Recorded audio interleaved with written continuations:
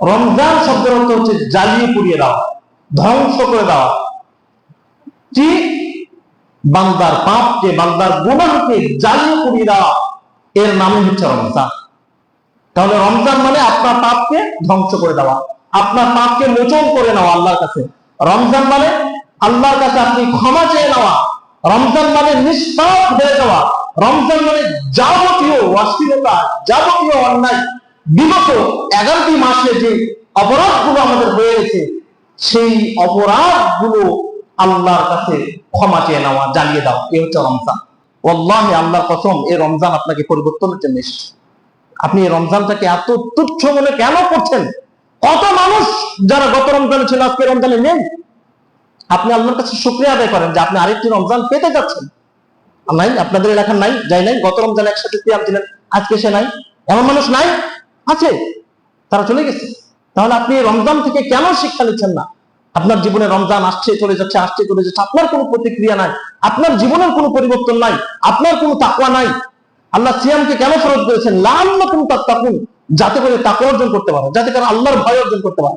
একটা মাস আপনি সিয়াম রাখবেন, এর যে ট্রেনিং, এটা পুরো মাস, বছরব্যাপী এটা চলবে। দেখেন আল্লাহ রাসূল সাল্লাল্লাহু আলাইহি ওয়াসাল্লাম হাদিসের মধ্যে বলছেন, ইযা দাখালা রমাদান ফুতিহাত আবওয়াবুল জান্নাহ। আবু হুরায়রা থেকে হাদিস বর্ণিত হয়েছে, ইযা দাখালা রমাদান, যখন রমাদান শুরু হয়, যখন রমজান প্রবেশ করে, ফুতিহাত আবওয়াবুল জান্নাহ, আল্লাহ রাব্বুল আলামিন জান্নাতের দরজাগুলোকে খুলে দেন, ওপেন করে দেন আপনার আমার জন্য। সুবহানাল্লাহ। অতএব বলা হয়েছে ওয়াগুল্লিকাত আবওয়াবু জাহান্নাম, এবং জাহান্নামের ভয়াবহ অগ্নিকাণ্ড, শাস্তির যে কারখানা, সেই জাহান্নামের দরজাগুলোকে আল্লাহ রাব্বুল আলামিন বন্ধ করে দেন। সুবহানাল্লাহ। অতঃপর বলা হচ্ছে ওয়াসুলসিলাতিশ শায়াতিন, এবং শয়তানকে বেঁধে রাখেন, শৃঙ্খলাবদ্ধ করে দেন। দেখেন তো আপনার জন্য, আমার জন্য কত আয়োজন আল্লাহ। আল্লাহ কেন এইগুলো করে আল্লাহ কি বোঝাতে চাচ্ছেন? আল্লাহ এটাই বোঝাতে চাচ্ছেন যে আমার পাপী বান্দারা যারা 11টা মাস এদিক সেদিক করেছে, হয়তো বা শয়তানের খপ্পরে পড়ে গেছে, শয়তানকে আমি বেঁধে দিলাম, তারা যেন আমার দিকে প্রত্যাবর্তন করে আসে, যা পাপ করছে আমার কাছে যেন তারা ক্ষমা চাইতে। অতঃপর অন্য হাদিসে এসেছে, ইদা দাখালা শাহরু রমাদান ফুতিহাত আবওয়াবুস সামা, যখন রমজান শুরু হয়, ফুতিহাত আবওয়াবুস সামা, আসমানের দরজা খোলা। অথবা রফি রায়াতিন ফুতিহাত আবওয়াবুল জান্নাহ, জান্নাতের দরজা খোলা। ওয়াগুল্লিকাত আবওয়াবু জাহান্নাম, জাহান্নামের দরজা বন্ধ। ওয়াসুলসিলাতিশ শায়াতিন, শয়তানকে শৃঙ্খলাবদ্ধ বেঁধে রাখে। রফি রায়াতিন ফুতিহাত আবওয়াবুর রাহমাহ, রহমতের দরজা খোলা। রমজান শুরু, অনবরত রহমত। আমাদের সমাজে এই নিয়ে একটা জাল হাদিস প্রচলিত আছে। রমজানকে আমরা 3 ভাগে ভাগ করে ফেলেছি, প্রথম রহমত, তারপর নাজাত, তারপর মাগফিরাত। হাদিসটি জয়ীফ। এই হাদিস প্রমাণ করে পুরো রমজান রহমত, পুরো রমজান মাগফিরাত, পুরো রমজান নাজাত, পুরো রমজান শুরু থেকে শেষ পর্যন্ত। অতএব সম্মানিত উপস্থিতি, আসুন আমরা এই রমজানকে মূল্যায়ন করি। আমাদের জীবনের ওই যে তথাকথিত রমজান আসে আর চলে যায়, এই রমজান যেন না হয়। অতঃপর প্রথমে যে আয়াতটি পেশ করেছিলাম, আল্লাহ তাআলা বলছেন এই রমজানের কেন এত বেশি গুরুত্ব আপনি জানেন? কখনো কি মনে হয়েছে যে আল্লাহ কেন এই রমজানের এত বেশি গুরুত্ব দিলেন? শাহরু রমাদান আল্লাযী উনজিলা ফীহিল কুরআন, এই রমজানের এত গুরুত্ব আল্লাহ দেওয়ার অন্যতম একটি কারণ, এই মাসে কোরআন নাযিল হয়েছে। পৃথিবীর মধ্যে সর্বশ্রেষ্ঠ গ্রন্থ সেটা হচ্ছে কোরআনুল মাজিদ। এমন কোন ধর্মগ্রন্থ নেই যেটা আপনি বুঝে পড়েন আর না বুঝে পড়েন পড়লে সব, এমন কোন ধর্মগ্রন্থ নেই। একটি মাত্র ধর্মগ্রন্থ, সেটা হচ্ছে পবিত্র আল কোরআন। সেটা আপনি বুঝে পড়েন আর না বুঝেই পড়েন, পড়লেই সব। এবং দেখেন আপনি আরেকটা বিষয়, এই পর্যন্ত এই যে আমরা প্রত্যেক নামাজে সূরা ফাতিহা পড়ি, এ পর্যন্ত কোন মুসল্লি কোনদিন এসে কি বলেছে যে প্রত্যেক দিন সূরা ফাতিহা পড়েন, এটা ভালো লাগে না আর শুনতে? এমন কোন প্রশ্ন এসেছে আপনাদের কাছে? জানা আছে? আপনার কাছে এমন মনে হয়েছে? মনে হয় না। কোরআন এমন একটি জিনিস, কোরআন এমন একটি বিষয়, ওয়াইদা তুলিয়াত আলাইহিম আয়াতুহু যাদাতুহুম ঈমানা, একজন ঈমানদারের কাছে যখন কোরআন তেলাওয়াত করে তার ঈমান বৃদ্ধি পেয়ে যায়, ঈমান বৃদ্ধি পেয়ে যায়। অথচ এই রমজান চলে যায়, আমাদের কোনো অনেক মানুষ আজকে আপনাদের কাছে ক্ষমা চেয়েই বলতেছি, অনেক মানুষ দেখবেন যে আপনার বয়স আজকে 40 বছর, 50 বছর, অনার্স মাস্টার সব ডিগ্রি আপনার কাছে আছে, 20টা সূরা আপনি মুখস্থ করতে পারবেন না, 10টা সূরা আপনি মুখস্থ করে বলতে পারবেন না। বয়স আপনার 50 বছর, 40 বছর, আপনি নামাজ কিভাবে পড়তে হয় ছানা জানেন না, আপনি সূরা ফাতিহা জানেন না, দোয়া মাসুরা জানেন না, তাশাহুদ জানেন না, দুরূদ শরীফ জানেন না। আপনার জন্য আফসোস ছাড়া আর কি হতে পারে? আপনার জন্য আফসোস ছাড়া আর কি হতে পারে?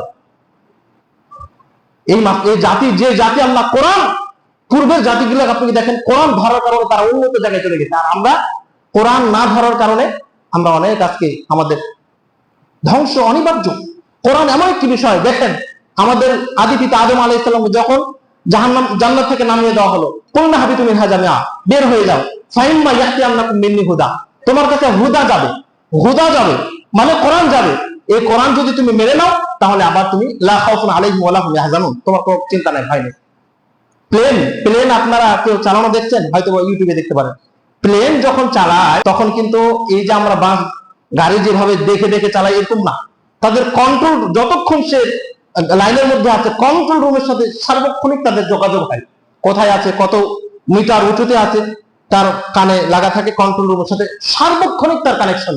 কন্ট্রোল রুমের সাথে যদি কানেকশন শেষ হয়ে যায়, ওইটা থাকবে না, ওই মানুষদেরকে আর আপনি খুঁজে পাবেন না। ঠিক তদ্রুপ একজন মুমিনের কন্ট্রোল হচ্ছে এই কোরআন। কোরআনের সাথে যতক্ষণ আপনার সম্পর্ক আছে ততক্ষণ আপনি ইসলামের উপর আছেন। কোরআনের সাথে আপনার সম্পর্ক নেই, আপনি ইসলাম থেকে দূরে সরে যাবেন, শয়তান আপনাকে গ্রাস করে নেবে, শয়তান আপনাকে দখল করে নেবে। অতএব এই রমজানে আমরা বাদ জোহর, বিশেষ করে এবার আমরা প্রজেক্ট হাতে নিয়েছি যে যারা সর্বসাধারণের জন্য অন্তত 20টা সূরা, ছোট ছোট সূরাগুলো, এবং নামাজের আপনার মসজিদে প্রবেশ থেকে নিয়ে একদম নামাজের দোয়াগুলো, অন্তত এই কয়টা জিনিস আপনাকে মুখস্থ করতেই হবে, না হলে আপনি আল্লাহর কাছে জবাবদিহি আপনাকে করতে হবে। এই অফুরন্ত সুযোগ আসার পরও যদি আপনি না করেন, আল্লাহ কোরআনে কি বলেছেন? ওয়ামান আ'রাদা আন যিকরি ফাইন্না লাহু মাঈশাতান যানকা, যারা আমার কোরআন থেকে দূরে সরে গেল।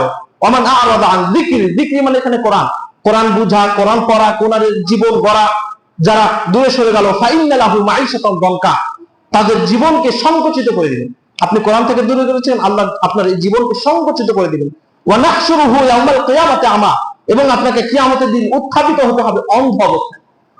আপনি কিয়ামতের দিন উঠবেন, চোখে আপনি দেখবেন না। আজকে দেখতেছেন না চোখে, আল্লাহর নিয়ামত দিয়ে কত নিয়ামত দেখতেছেন, ওই দিন আপনি দেখতে পাবেন না। তখন আপনি আল্লাহকে বলবেন, ক্বালা রাব্বি ইয়া আল্লাহ লিমা হাসারতানি আমা, কেন আজকে আমি চোখে দেখতে পাচ্ছি না, কেন আমি আজকে অন্ধ? ওয়াকাদ কুনতু বাসীরা, অথচ আমি দুনিয়াতে চক্ষুওয়ালা ছিলাম, দুনিয়াতে সবকিছু দেখতাম। আল্লাহ ব্যাপারটা কি, আমি আজকে কেন দেখতে পাচ্ছি না, আমার চোখ কেন আজকে অন্ধ, অথচ এই চোখ দিয়ে তো আমি দুনিয়াতে সবকিছু দেখেছি। তখন আল্লাহ বলবেন, ক্বালা কাযালিকা আতাতকা আয়াতুনা ফানাসিতাহা ওয়া কাযালিকাল ইয়াওমা তুনসা। বান্দা, ক্বালা কাযালিকা, আল্লাহ বলবেন, আতাতকা আয়াতুনা, পৃথিবীতে যেমনই ভাবে আমার কোরআন থেকে তুমি দূরে সরেছিলা, কোরআন পড়ো নাই, এমন সুযোগ আসার পরও কোরআন বুঝো নাই, কোরআন 10টা 20টা সূরা তুমি মুখস্থ করো নাই, তুমি যেমন ভাবে আমার কোরআনকে ভুলেছিলা, আমি আল্লাহ আজকে তোমাকে ভুলে থাকলাম। নাউযুবিল্লাহি মিন যালিক। সূরা তাহা 124 থেকে 26 নম্বর আয়াত। অতএব আসুন আমরা এই রমজানটিকে গুরুত্ব দিই, বেশি বেশি কোরআন তেলাওয়াত, জিকির, আজকার, তাসবিহ, তাহলিল, ফাহিশা কাজ থেকে আল্লাহর কাছে ইস্তিগফার করি। আর একটা দিন আছে তারাবি, আল্লাহ রাসূল বলেছেন, মান সামা, কোন ব্যক্তি যদি সিয়াম রাখে এবং কি আপনার তারাবি পড়ে, গফিরা লাহু মা তাকাদ্দামা মিন যামবি, তার সমস্ত গুনাহ আল্লাহ ক্ষমা করে দিবেন। অতএব এই রমজান হোক কোরআনময়। আসুন এই রমজানে আমরা কোরআনের রঙে রঙিন হয়ে আমরা আমাদের জীবনের শেষ রমজান মনে করি, এই রমজানটাকে যেন আমরা কাজে লাগাতে পারি। আল্লাহ আমাদের সেই তৌফিক দান করুন। আল্লাহুম্মা আমিন।